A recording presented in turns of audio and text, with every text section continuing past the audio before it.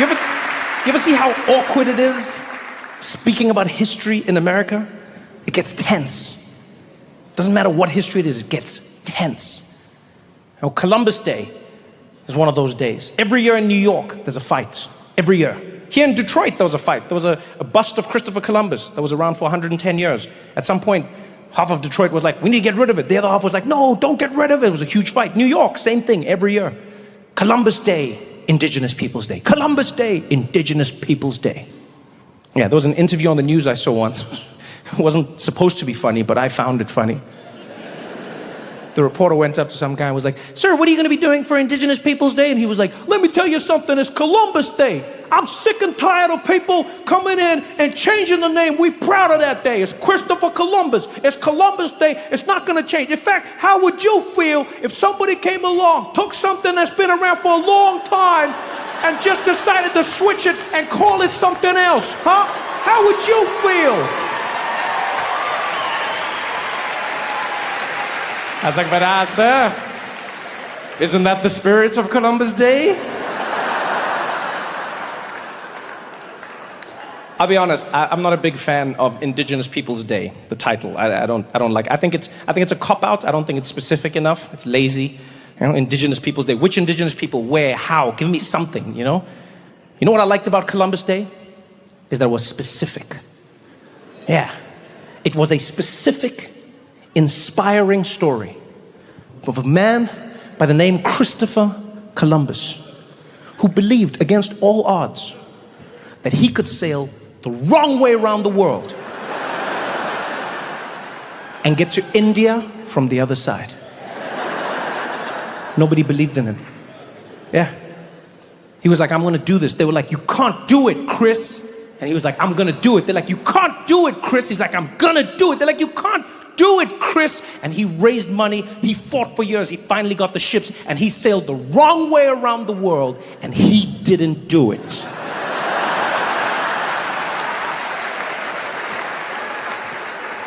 Not only did he not land on the other side of India, he found himself in a place called the Caribbean, and he was like, this is India. And the people there were like, I don't know if you've been eating some of the herb we've been leaving about, but this is totally not India. And they're like, this is India, and you guys are Indians. They're like, brother, we are not Indians. He's like, I know Indians when I don't see them. You're Indians. You're just on the far side, so you're West Indians. And he stuck with it. Christopher Columbus stuck with it his entire life. Other explorers would come to him, they'd be like, yo, Chris, I don't think you made it to India. He's like, it's India. They're like, I don't think it's India. He's like, it's India. He died refusing to acknowledge the possibility that he never made it to India. Not only that, my friends, he never set foot in America. Ever. Ever. And yet, he had a public holiday named after him in America. That, my friends, is the inspiring story of how white men can fail up. Don't play that game. You guys have been so much fun tonight, Detroit. Thank you, man. Thank you so much. You know, prove me right. This is why you go to Detroit, you know? No, for real. It's like an amazing audience. Beautiful, diverse. And the city's been cool too. We've been seeing a few things here and there. I had a fight with my friend, Dave. He directs these specials and he said to me the one day, he's like, yo, dude, what are you doing during the day? And I was like, well, might go eat, might do something. He's like, dude, why don't we go check out all the museums in Detroit? I was like, maybe one. And he's like, what do you mean one? I was like, yeah, well, I'm not all. What do you mean all? He's like, dude, have you been here before? You know how many amazing museums they got? I'm like, yes, but it's still a museum. I'll do one, and that's it. I don't have that much stamina. I can't do as many as you, right? And he's like, well, what do you mean you can't do as many as me? How do you know? I was like, dude, because you're white, you enjoy doing that. I was just joking. I was just teasing him. I just tease him. he got so offended so quickly, right? He's like, what did you say? I was like, no, because he's like, dude, white people don't like love museums. Like, what are you even talking about? Like museums aren't even in the top 5 things white people love, okay? He said it with such confidence and with such conviction. I was like, what is the top 5? Because what a strange phrase. He was like, that's not even in the top 5. Like in his bedroom, he has a list on the wall of the top 10 things. It was amazing. I thought about it and I was like, no, it is. I stick with my decision. Museums would be. Because no, it's not even a bad thing. White people love museums. Like a lot of people enjoy museums, but white people love museums. Love museums. There's not a single place on earth where white people have settled and not built a museum. It doesn't matter. White people love museums. Have you ever seen white people in a museum? Have you ever seen them? They just walk around smiling with their hands behind their back.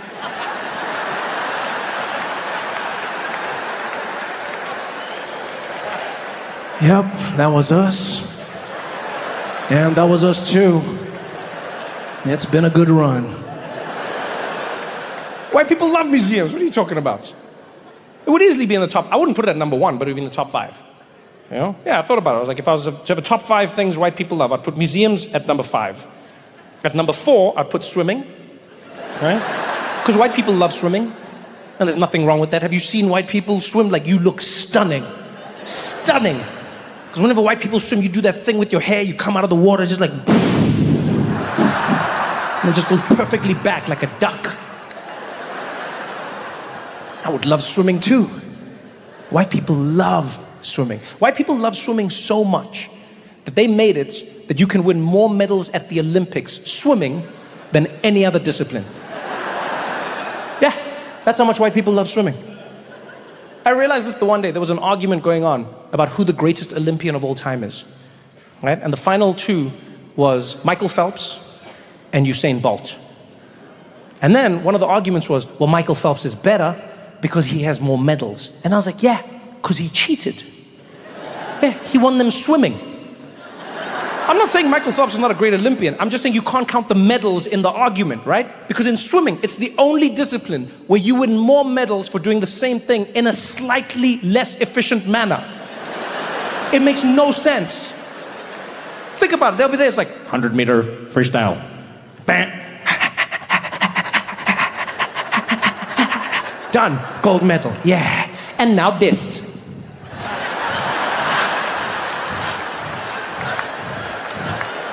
Another medal. Yeah. And this one?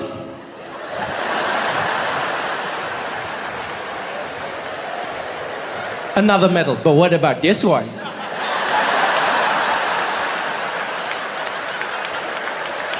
Another medal. That's some bullshit. I don't care what anyone says. You can't win more medals. Usain Bolt doesn't have that luxury. When Usain Bolt runs, it's the 100-meter and it's done. On your mark, set, pa, run, run, run, run, run, get to the end, win, gold medal. That's it. Yeah, he doesn't get to turn around and be like, that was an amazing race and now I'm going to do it butterfly style.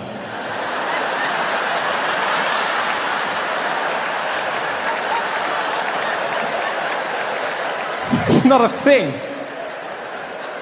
I mean, it should be, but it's not.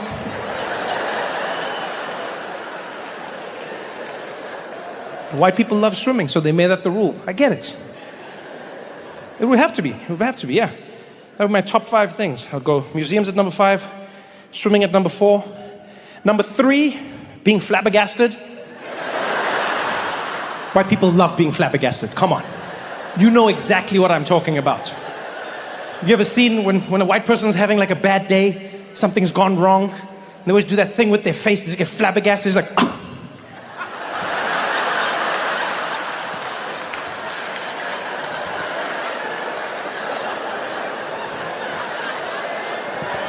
White people love being flabbergasted.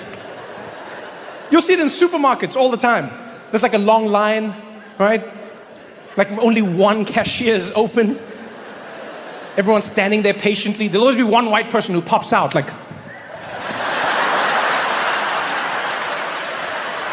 why don't they open the other? Are you serious? Why don't they? Are you? The only thing white people love more than being flabbergasted is finding another white person to flabbergast with. Have you seen that? Yo, whenever that happens, magic. It is absolute magic. A white person will be flabbergasting. They'll make eye contact with another white person, and then they'll flabbergast together. It's like they Voltron their flabbergasting into a super flabbergast. You see them look over and just be like, oh, are you seeing it? I know.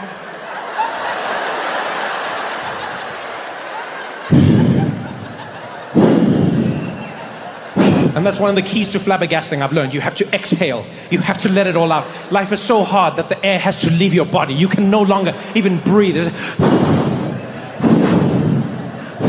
That's why there's so many tornadoes in the Midwest. It's just white people flabbergasting. It's like...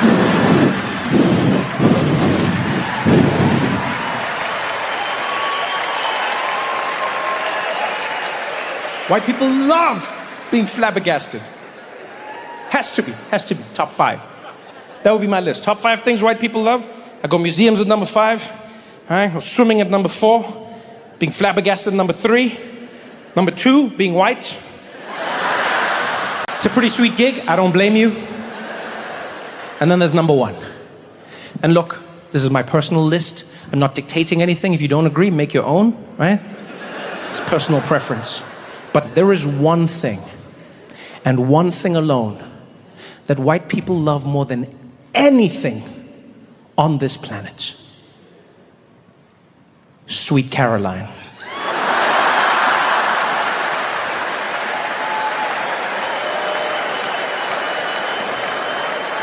Let me tell you something now, Detroit. There is nothing that brings more joy to the soul of a white person than the sounds of that Neil Diamond song. I don't care where it is. I've been on every continent, in many countries. When that song plays, you see white people's eyes light up like sleeper agents who've just been activated. It happens every time, without fail. Every single time. And it's not about music, because other songs will be playing. Yeah, they'll be at a cookout, they'll be at a baseball game, they'll be at like a company event. All the other songs are in the background, they pay them no heed. But when that song kicks in, it taps into the very DNA of whiteness. I don't know what it is, but it interrupts everything else. You'll see white people, they'll be hanging out, having conversations. They'll be like, yeah, you know, I mean, business, mergers and acquisitions, you know, it's one of those things. Yeah, I know, we should circle back. Let's put a pin in it. And that song comes in, and every single time, you think it's not gonna happen as well. It always creeps in. It always seems like it's not gonna happen. But it's always the same. It's always the same. It's always just like,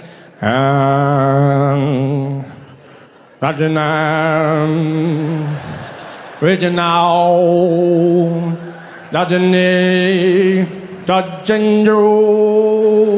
bum bum bum sweet Caroline. See, I didn't tell you to join in.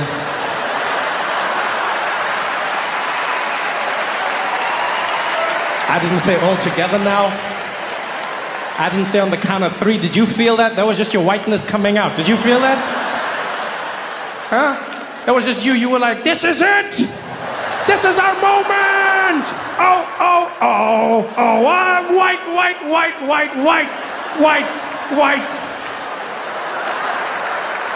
Look at you right now. So you're beaming. Look at your face. Look at you.